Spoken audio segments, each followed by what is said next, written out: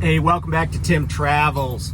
So I had a pickup in Indiana the other night and I shot some footage because, you know, in the past I've talked about like being safe around trains and railroad tracks and stuff. And if you drive a truck long enough, you're going to be around a lot of trains. I mean, obviously, if you do intermodal, you're going to be around trains pretty much every day. But even if you're just going to warehouses, distribution centers, etc., oftentimes there's railroad tracks at or near the facilities you're going to. And so let me show you this. This is what happened the other night, and I'm going to tell you my reaction. So I'm here at this rail crossing in Indiana, and this is crossing gates and lights have been down and on for, I don't know, I've been here 8 minutes. Now, I've already seen one truck go through those. It's a 2-track crossing here. I've seen a bunch of cars and at least one truck or 2 trucks go through. But here's the deal. I mean, I don't see any trains and I don't hear any trains, but you know, I don't want to be the guy that gets T-boned by a train because I was impatient. And, you know, you think about how much time we just wait around for stuff. I don't know that, you know, now we're at 9 minutes. But here's what I've already done. Remember I told you in a video about the little signs on the crossing posts? So you won't be able to read it, but you see that little blue sign right there in the middle underneath the 2 blinking lights? So I just walked over to that a second ago and I got the number for CSX off of the sign, called the 800 number, and guy answered right away. And then I gave him the information that's on that little blue sign. I said, hey, this crossing gate's down. This is the only way in and out of this industrial park. Can you do something about it? I said, because I don't see any trains. You know, I don't see any rail cars being pushed or whatever. And he said, yeah, there's somebody working on the track nearby. I'll get them to come over. And, you know, I'm going to have to wait a little bit, just like these other vehicles, these trucks across the tracks from me. But I think it's preferable to risking getting caught by a train. You know, because you could not see a train, or you could see a train you think is parked, but this is actually 2 tracks. And the train you see parked, you know, that you think isn't moving, which it might not be, could be masking or blocking your view of a train that is coming, like an Amtrak. Okay, so let me say this. I mentioned in the video that it's, you know, that I called CSX and it's the only way in or out of this place. The truth of the matter is, which I didn't really, I mean, I could have figured it out before I told CSX that, although I still might have lied to CSX, is that there is one other exit, and, you know, had I, but truthfully, I wouldn't have gone that way, only because the way I went, where I got trapped by the train, is the same way I had gone to that facility, like, you know, 30 hours earlier. So anyway, so then this stuff started happening.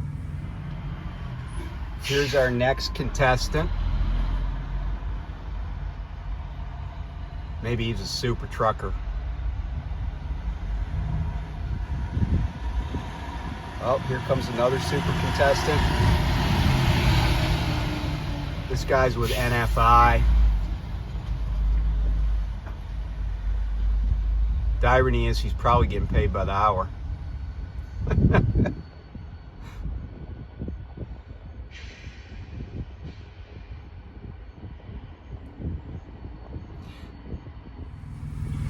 So obviously there's a risk to doing that. First of all, you know, I don't know if it's illegal, to be honest with you, to ignore the signals. But, you know, if you hit one of those gates with your trailer, I mean, cars should be able to get around it. But if you hit one of those gates with your trailer, you know, you're going to be on the hook for it. And the railroad's going to charge whatever the railroad wants to charge, because it's railroad workers who repair that stuff. So, you know, like I was talking about that truck that I showed a while ago that got clobbered by the train down in Georgia. When a train hits, you know, a vehicle at crossing, and then the vehicle or the train or rail cars crush the crossing gates, the poles, all that stuff, any damage to the tracks, all of that is going to be on the person that was crossing. So I just don't see the risk. But after that happened, a cop came, and I thought, okay, maybe this will fix the situation. So the cop went to the truck that was directly across the tracks from me, and then he walked over. He never drove. You know, this was interesting to me too. The cop never crossed those railroad tracks. He pulled up right by the gate, and then he talked to the one driver, and then he walked over and talked to me, and this is the conversation. How's it going, man? Good, how are you? I'm doing all right. So, CSX has been notified. Yeah, I called him too. Okay.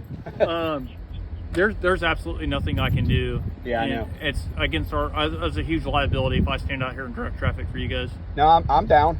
Okay. I already told my dispatcher, I'm like, hey. This is what's going on. So, Yeah.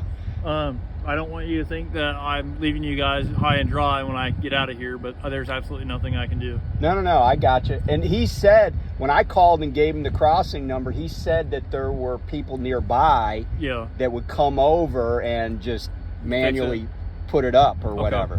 Like maintenance away guys. Okay. You know, so. I got you. I just want to give you a heads up before I left out of here. The No. first two drivers. There's not much you can do. Yeah. And I told it because some semis have already gone through. Yeah. And I said, dude, somebody's going to hit one of those gates. Yeah. I mean, as the gates get Then you're gonna have a bunch more stuff to repair. Yeah. So. Yep. All right.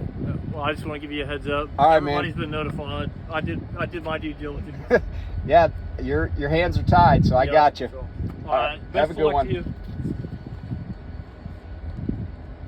And so here's the biggest surprise of that whole event. I had heard these noises that to me sounded like a locomotive, but I couldn't see any locomotive, and I certainly didn't, you know, there was no bell, because trains have bells and horns, right? Not whistles. Whistles are steam. Trains have bells and horns, but I kept looking in the direction of the sound, and I thought, okay, maybe it's like this big HVAC unit or something, or there's something else, some other machinery over at this building that's just making that noise. But then here's what happened.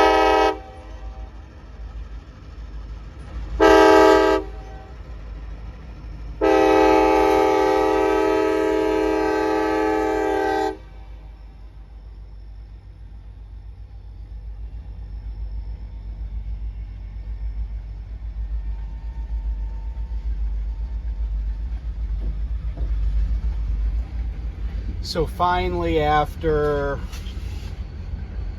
I don't know, probably a couple hours, and this train comes. But the interesting thing is I didn't see it, and I thought I heard a train, but I thought it was the building making a similar noise because there were trees blocking. If you could see down there, it's kind of coming off the curve. So I guess lesson learned. There's also a truck straight across. You can see its headlights right there.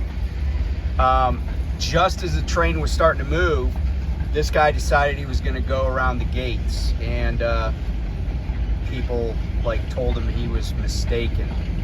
So now I'm going to have to wait for this guy to get out of the way so I can proceed once this train gets by. So I guess the moral of the story is, no one got hurt, and I guess guys got to where they wanted to go quicker.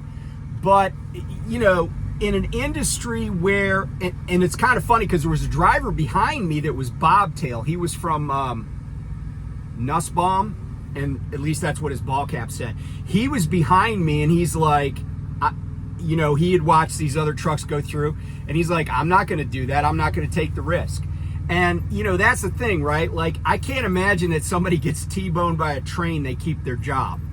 I'm not even sure they keep their CDL. I don't know, but I'm pretty sure about the first part, about them not keeping their job. And I've never been hit by a train, but my father was a railroad engineer and he hit people. And, you know, and this is back in the day when the locomotives were a lot smaller than they are today. And, you know, I've said this before, the bigger an object is, the slower it looks like it's moving. And, you know, the guy, and the funny thing is, the driver that was across from me that was going to try to cross, he pulled around some other trucks after the train had already blown its whistle.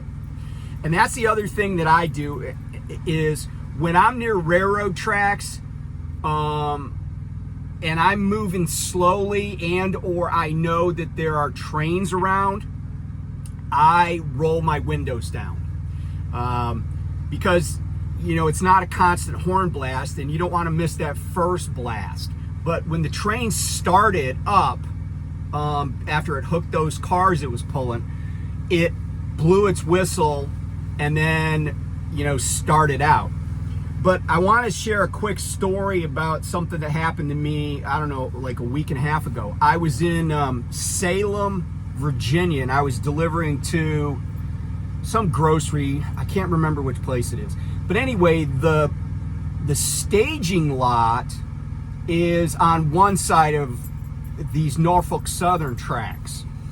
And while I was sitting there, I saw a number of trains that were what I would call a road train. In other words, intermodal trains, plenty of locomotives, road locomotives coming and going. And so then when it was time to go over to my door, you know, I went across the tracks and there are gates and lights, just like this one. I went across and then I got unloaded, started out. So I start heading out of the facility, and I was actually just going to go over to the staging lot again so I could let B go out and stuff. And the crossing gates come down. I'm like, okay, we're going to see a train go by.